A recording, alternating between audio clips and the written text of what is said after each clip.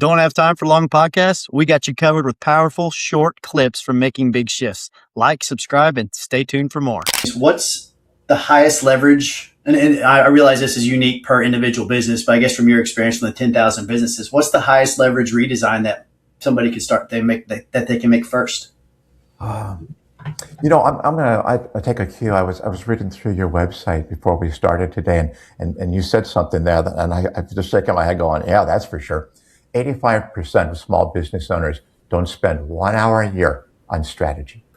And before you change anything, that's the place to start. And one of the upgrades, I think it's the first one, is let's write down what you want, and let's get specific. And it's not just financial, right? It's quality of life, because a small business doesn't just affect your clients and your staff and you 8 to 5 Monday through Friday.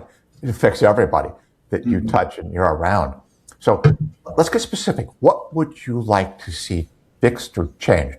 What is it you do now that you would like to get off your plate permanently? And so let's figure out, before we get there and start the walk and the journey, let's figure out the destination. Again, building with the end in mind. I just think that is so important. Get specific. Yeah. And if we know what you want and where you want to go, then we can figure out which of the upgrades you need. Mm-hmm. Yeah. I think that's great too. And I guess it makes me instantly think, as like myself, I'm, a small consultancy. We have several VAs, no full-time hires, but I'm loving the trend right now, quite honestly. Everything's going around here.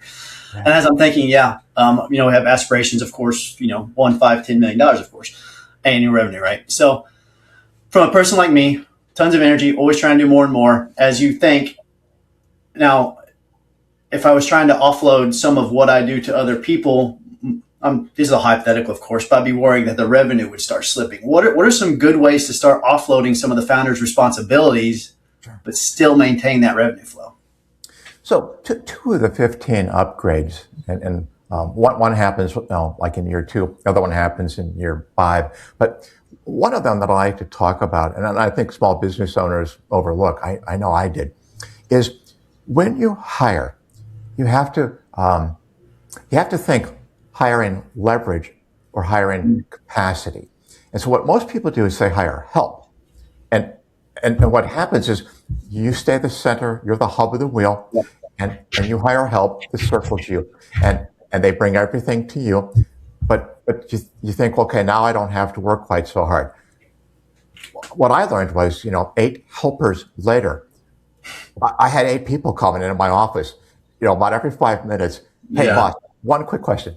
Boss, we got a problem here. Boss, we got a client that will only talk to you.